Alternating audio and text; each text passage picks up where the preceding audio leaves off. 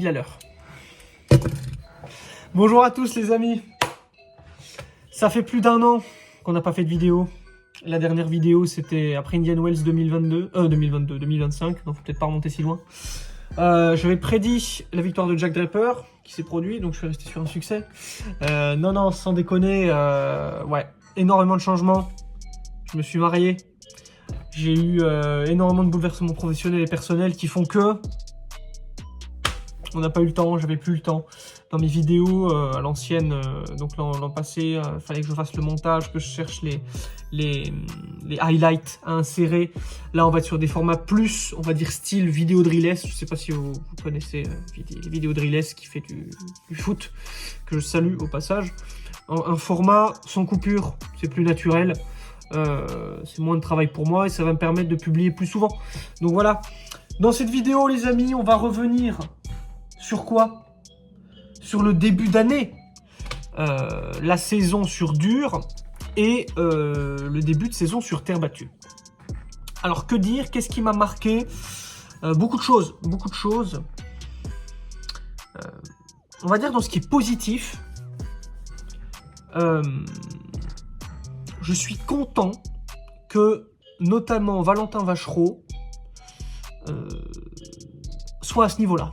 Je m'attendais pas du tout à ce que ce gars-là perce, déjà, aussi haut. On savait qu'il avait des qualités pour être top 50, peut-être même aller entre le top 60 et le top 30. Mais de là à ce qu'il soit top 20, bientôt peut-être, enfin là je crois qu'il est top 20, enfin c'est complètement fou, c'est complètement dingue. Donc ça pour moi, c'est une très très belle surprise. Un petit peu déçu, si je dois contrebalancer rapidement, par les performances du top 10, que je trouve évidemment interchangeables, ça on le sait, et il y a des types comme Zverev qui font exception, qui sont toujours là.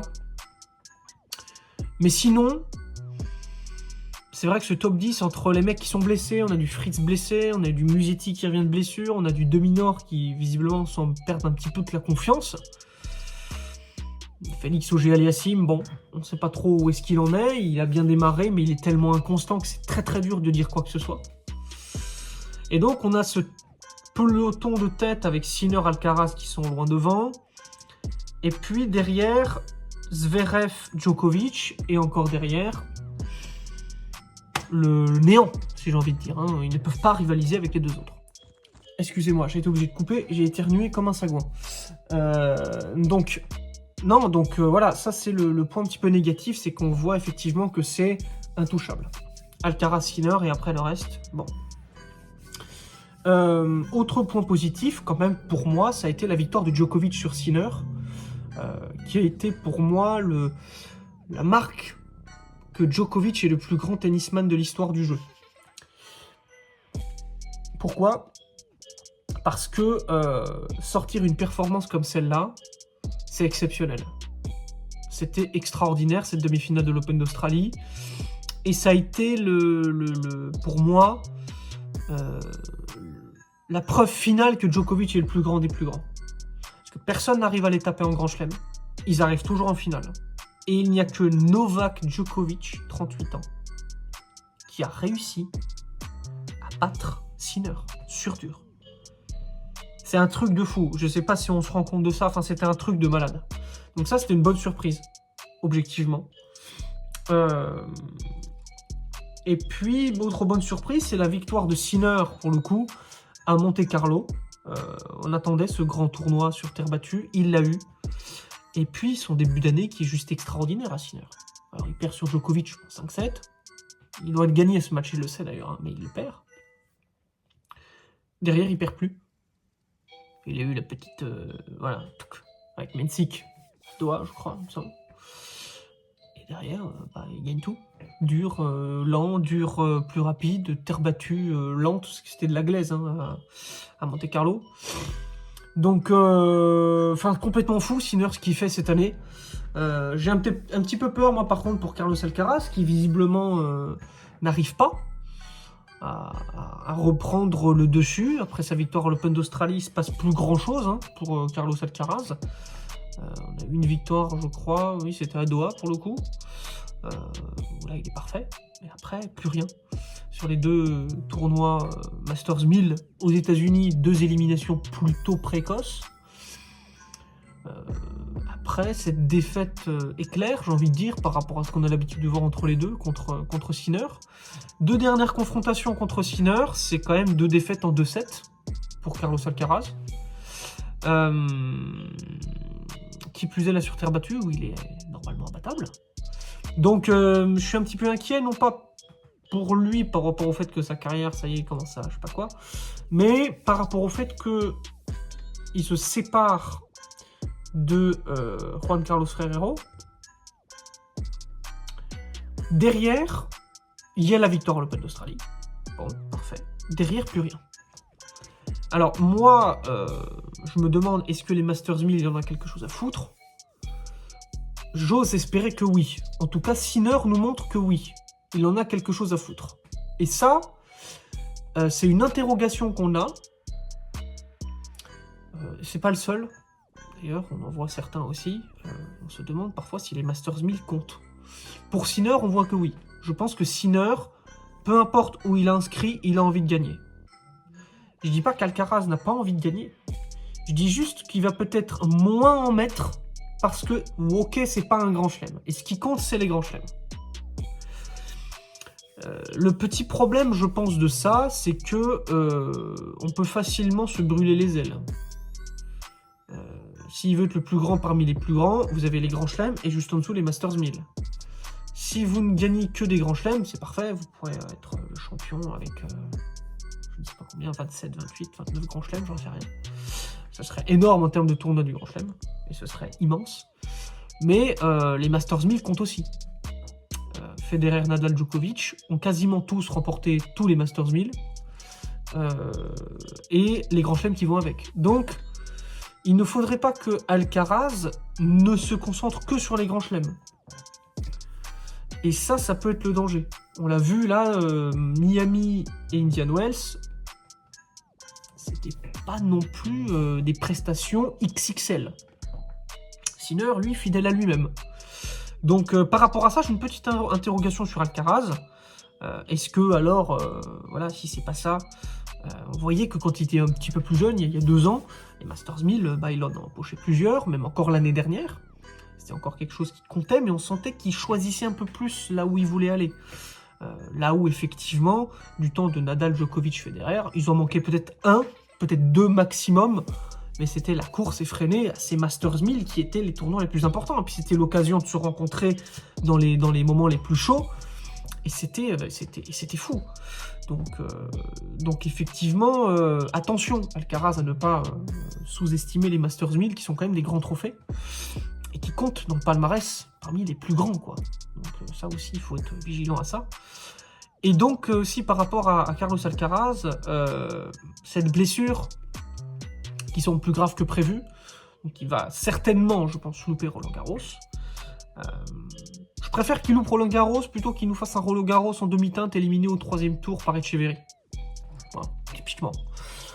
Donc autant qu'il se repose pour qu'il revienne plein pot éventuellement pour Wimbledon.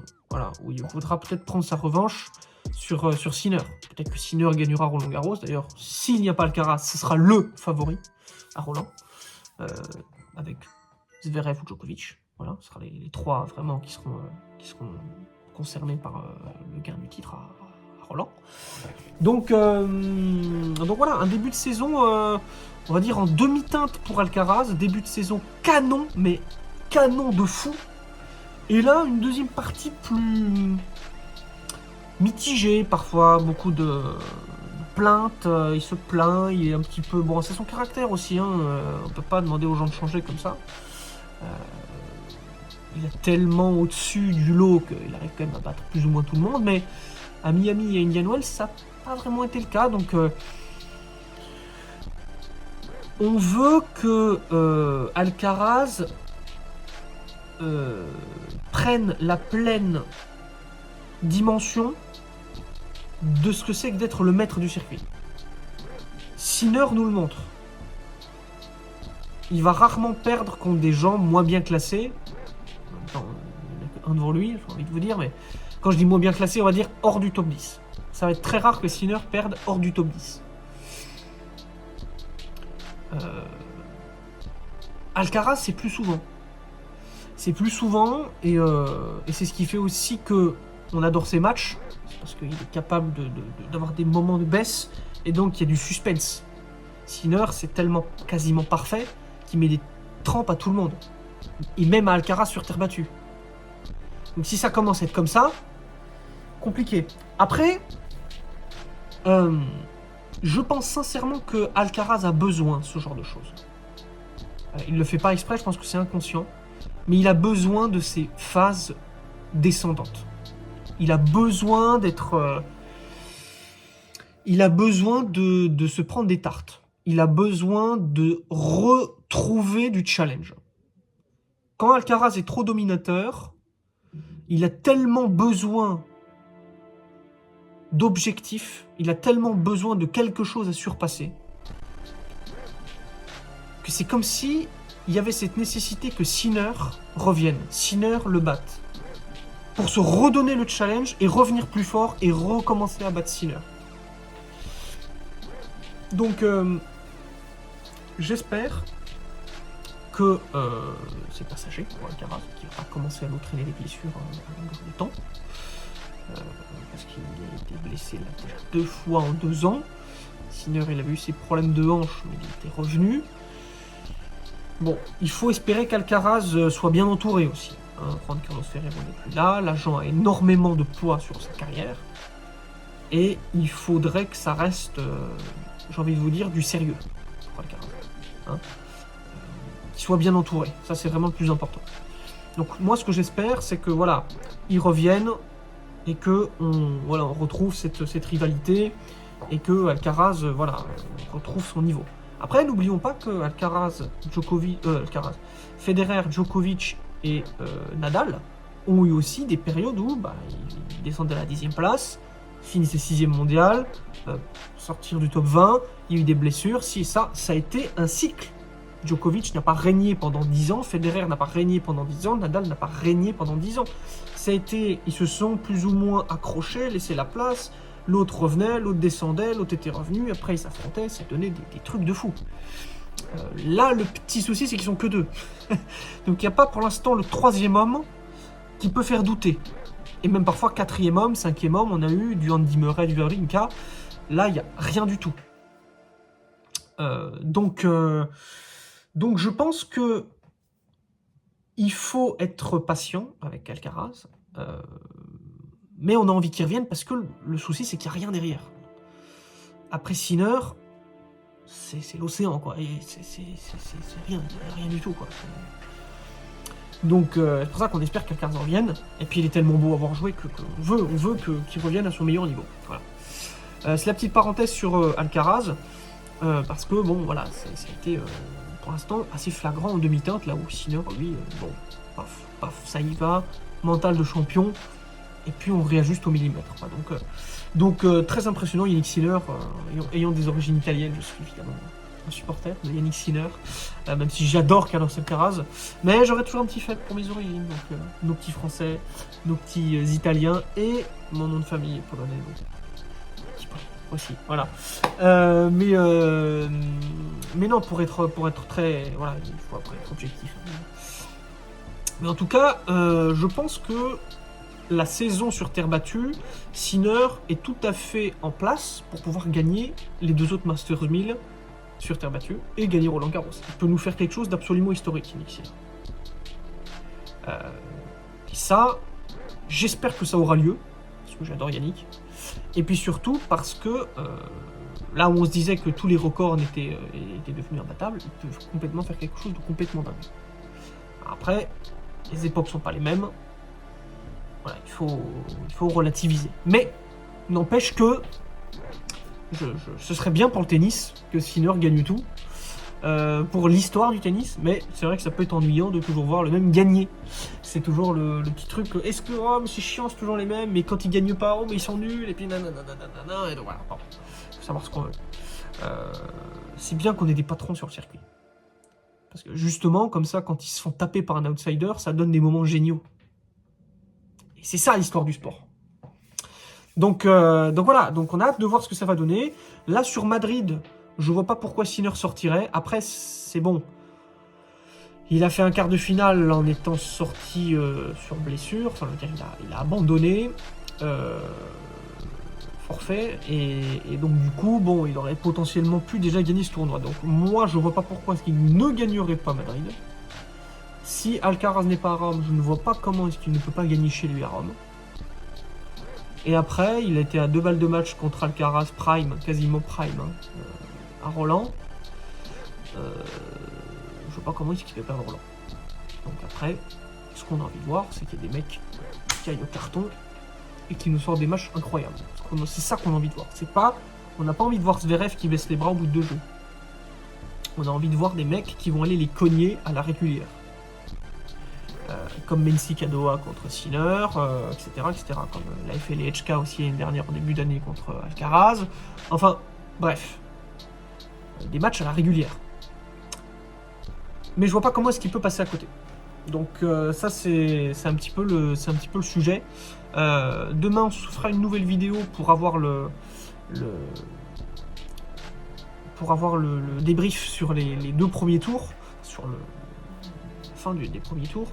Comme c'est les Masters 1000 sur 12 jours, qui sont insupportablement longs. Mais voilà, on se fera le débrief demain avec les tops et les flops. Et puis voilà, comme ça on a la suite. Pour la suite de la saison, ça va être un petit peu comme ça. Pour les Masters 1000, on essaiera de se faire des débriefs tous les 2 jours. Avec, comme ça, on a la fin du premier tour, un jour, après une autre vidéo pour la fin du 2e tour, un jour rien, après une vidéo pour la fin des 3e tours, etc. Comme ça, on pourra faire un débrief plus complet. Donc voilà. En tout cas, j'espère sincèrement qu'on va avoir une saison aussi folle que celle de l'année dernière, avec des matchs complètement fous, comme Roland Garros, la finale de Roland l'année dernière. Non, voilà, j'espère vraiment qu'on va avoir une grosse saison. Le début de saison est plutôt prometteur. On voit des belles choses. Mais on voit aussi des choses qui me font mal au cœur. Je suis obligé d'en parler. Les amis. Matteo Berrettini. On a l'impression qu'il a un tank dans le slip. Matteo Berrettini, il n'avance plus. C'était mon joueur préféré, je vous jure. Beau gosse, la classe. Son mouvement de poignet, là, quand il fait des gifles en coup droit. Son slice rasoir gilette qui passe juste au-dessus. Son service de mammouth. La classe, la prestance. Sortir du top 100. Il n'arrive plus à avancer, il n'avance plus. C'est fou. Dimitrov. J'ai vu qu'il jouait là aujourd'hui contre Valero, je crois, un Paraguayen, il me semble. C'est fou. Dimitrov, Berrettini. Ça fait mal au cœur, quoi. Ça fait mal au cœur de les voir tellement en difficulté. Berrettini, pour moi, c'est encore pire que Dimitrov parce que Dimitrov, il a déjà quand même prouvé. Il a quand même déjà prouvé plusieurs fois, même si les blessures l'ont secoué, il a déjà fait des très gros matchs. Berrettini aussi, mais c'était tellement pris pendant qu'il était en train de grandir. Il est en train de grandir, on lui a coupé les genoux, quoi. C'est fou. Après, Berrettini, moi, il y a un côté qui me dit que, parce que je le suivais sur les réseaux, putain, c'était l'homme sandwich. Il était pris par tous les sponsors. Les sponsors, les publicités, les si. Je pense qu'il y a peut-être des conditions physiques qui étaient peut-être pas suffisamment préparées à cause peut-être de l'extra sportif qui lui a peut-être pris énormément. Et peut-être que ça a joué. Ça a peut-être joué. On l'a vu partout. Il y a eu du Red Bull, il y a eu du Boss, il y a eu la téléphonie italienne. Enfin, il y a tous les sponsors du monde. Alors c'est très bien. Du coup, ça lui fait beaucoup de fric. Et peut-être que du coup, derrière, il peut réinvestir. Il faut réinvestir dans la carrière. Diététicien, médecin, kiné. Peut-être qu'il doit tout avoir. Je sais pas. Mais on a quand même cette sensation que, putain, il n'y arrive pas.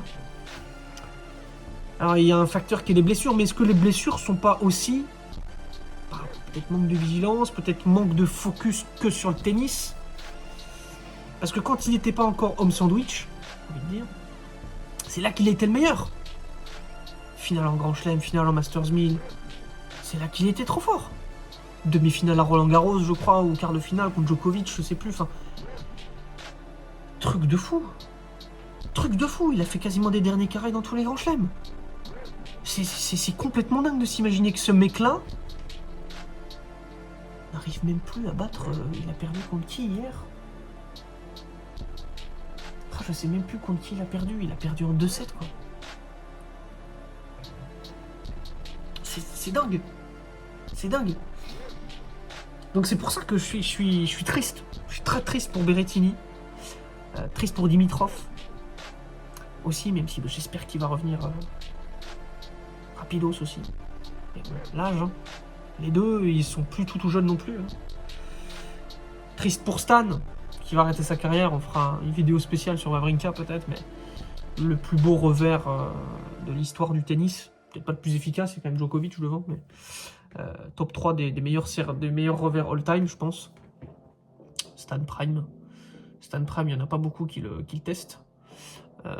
Donc non, ouais, triste qu'il s'arrête. Mais bon, voilà, il se donne encore à fond, et il faut encore en profiter. De Wawrinka, c'est comme mon fils, profitons-en de les voir sur un court de tennis. Ça, c'est pour le côté un peu plus négatif. Pour le côté positif, je suis content de voir João Fonseca. Je suis content de voir Fonseca grandir comme ça, vite. Je suis content de voir qu'il progresse. Maintenant, il va falloir il a une belle prise de masse, il l'a bien pris. Il va falloir peut-être diminuer cette masse pour être encore plus affûté sur les jambes, avoir un QI tennis encore peut-être plus développé, savoir temporiser, pour voilà, réfléchir à comment j'enrobe mon adversaire. Parce que par ses qualités premières, il est top 10. Niveau qualité intrinsèque, on est sur du top 10 mondial. Maintenant, c'est QI tennis. Il a une frappe. Il n'y a que peut-être Alcaraz et Sinner qui ont la même, plus ou moins. Coup droit au vert, il sert très bien. Il se déplace très bien. Maintenant, ça va être des ajustements. Peut-être être encore un peu moins pâteau. Peut-être les petits appuis travailler encore davantage. Être plus souple sur les jambes. Réfléchir surtout à cuisiner ses adversaires à feu doux. Et pas toujours envoyer 320 degrés au four avec des patates à 500 km/h. Savoir faire des petites cuisines à feu doux. C'est très important.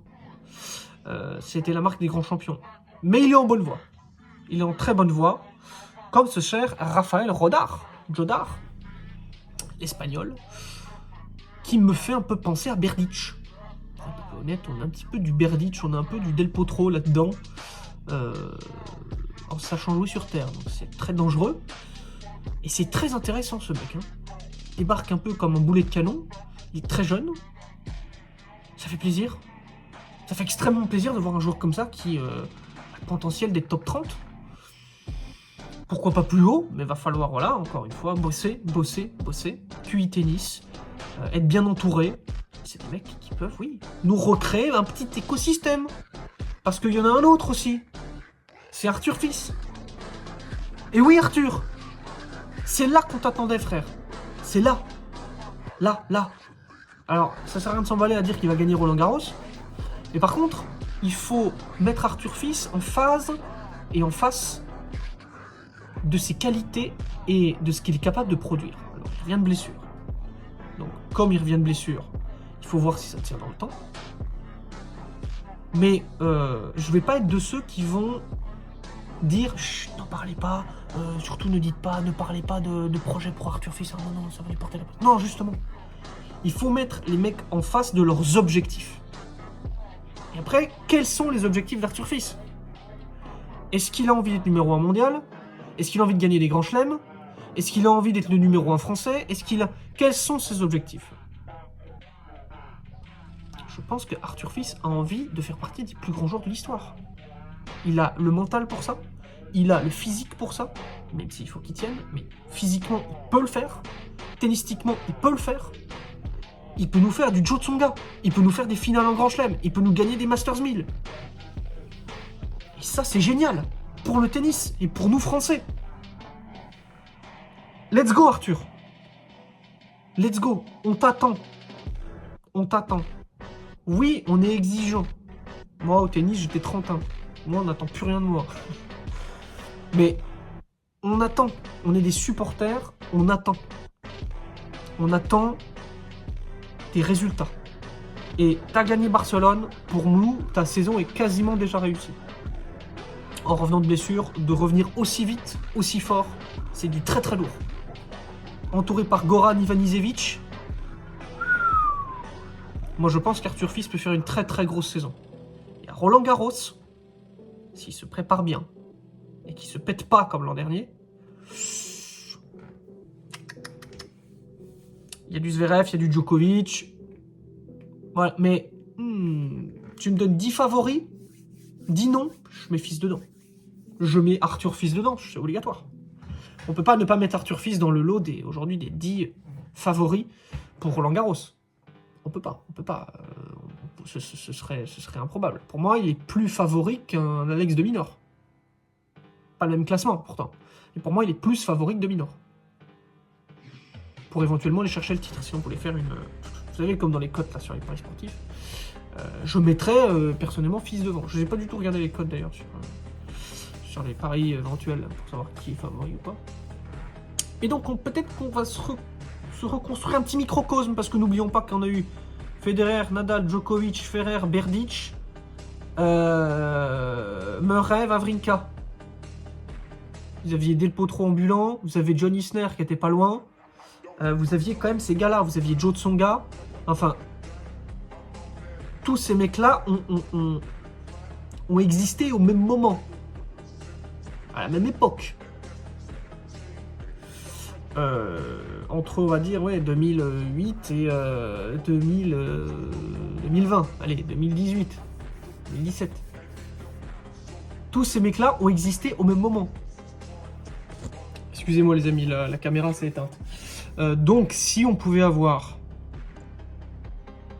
Djokovic, Alcaraz, Sinner, Zverev, Fonseca, Rodar, Fils, enfin, je veux dire, ça pourrait commencer à être vraiment super intéressant. Et on pourrait vraiment avoir une homogénéité de mecs qui sont tous capables de faire des derniers carrés en grand chelem. Et d'aller titiller Sinner et Alcaraz. Donc c'est ce qu'on espère et c'est la bonne nouvelle. Voilà. Bon, je vais pas parler du cas de Tsitsipas parce que voilà, là c'est même plus du désespoir, c'est le suicide, hein, suicide collectif. Stefanos Tsitsipas qui ne sait plus, en fait, il ne sait plus et c'est une catastrophe. Je ne vais pas épiloguer sur son cas, mais voilà, de toute façon c'est une chose qu'on voyait venir. Comme Medvedev et tout ça, tout est très différent parce que Medvedev a été performant en début d'année, mais on sent quand même que c'est un petit peu les montagnes russes, mais il revient bien, c'est le cas de le dire pour le coup, j'ai même pas fait exprès. Il revient bien Medvedev, donc bon, j'espère que ça va continuer pour lui. Pourquoi est-ce que je dis que c'est pareil? Vous allez me dire non, mais pas du tout, ça n'a rien à voir. Oui, effectivement, Medvedev est beaucoup plus quand même régulier. Même s'il se prend 6-0, 6-0 contre Berrettini, justement, sur terre battue. Bon, passons. C'est pareil dans le sens où ces mecs de cette génération sont traumatisés. Ils sont traumatisés par Sinner et Alcaraz. Même Zverev, qui est le plus régulier de tout cela, est toujours traumatisé. Quand il arrive sur le terrain face à eux, il se liquéfie. Il peut rien faire. Enfin, il fait rien pour aussi, mais voilà, c'est compliqué. Donc non, Tsitsipas, non, il n'y a plus rien, quoi. Il y a peut-être que le service et encore un petit peu le coup droit, mais le revers, c'est un revers de moins de 6, peut-être. C'est un revers qui joue à moins 2. Puis dans la tronche, je pense qu'il n'y a plus rien qui l'anime, ce mec. Il a été au plus haut, du plus haut, du plus haut. C'était dingue. Mais il n'y a plus rien. Plus rien chez Tsitsipas. Donc bon. Moi, ce que j'espère, c'est que il fasse un long arrêt, une longue pause, qui reprenne tout depuis le début. Et se dire, voilà, je sais pas quel âge il a, peut-être entre 27 et 30 ans. Voilà ce que j'ai déjà accompli, voilà ce que je sais faire. Est-ce que mon physique me permet de pouvoir recommencer ces résultats? Oui, non. Est-ce que mentalement, j'ai envie de retourner au charbon à ce point-là, reprendre des choses peut-être depuis le début, reconstruire? Oui, non. Est-ce que j'ai envie de me séparer définitivement de mon père qui est un poison? Oui, non. Et je pense que si Tsitsipas ne fait pas un reset complet, il va passer ses saisons à passer les qualifs. Il y aura peut-être une wild card à Monte Carlo, à Roland Garros. Et tout le reste, il devra passer les qualifs. Voilà. Dire que Tsitsipas a passé les qualifications en même temps que, je sais pas moi, Damir Dzumhur ou je sais pas quel autre joueur, je sais pas quel argentin du top 100, 150 quoi. C'est complètement aberrant en fait. C'est complètement fou de se dire ça. Mais bon, c'est une réalité qu'il faut pas occulter. Donc oui, effectivement, pour Tsitsipas, c'est dur. C'est hyper dur. C'est la loi. Et j'espère de tout cœur qu'il va revenir, quoi. Voilà. Donc voilà, quoi, les amis. Donc voilà, c'est un petit peu le point que je voulais qu'on fasse. Mais dites-moi en commentaire hein, si vous êtes d'accord avec cette analyse. Je pense qu'effectivement, on part sur une saison qui va être peut-être en demi-teinte. D'un point de vue peut-être des surprises potentielles en Grand Chelem, parce que si Alcaraz a du mal à se rétablir, je vois bien Sinner remporter les 3 autres Grands Chelems. Par contre, si Alcaraz revient pour Wimbledon, voilà, on va avoir un Alcaraz retrouvé qui va vouloir redevenir numéro 1 mondial et le meilleur, et ça peut donner des matchs de dingue contre Sinner. Et on espère que voilà, ce petit cocon là, vous voyez, c'est ce petit panier de petits, j'ai envie de dire, le Arthur Fils, le Fonseca, le Raphaël Rodard et je sais pas quel autre joueur, peut-être encore le Mensik, tout ça, que ça peut encore éclore. Voilà, que ça va éclore, que ça va nous faire une petite mayonnaise sympa pour avoir des matchs de fou. Voilà. C'est tout ce qu'on espère cette année. En tout cas, on a hâte de voir ça. On se retrouve demain pour les tops et les flops des premiers tours du premier tour du Masters 1000 de Madrid. D'ici là, mes très chers amis, je vous souhaite une très bonne journée et on se dit à demain. Ciao!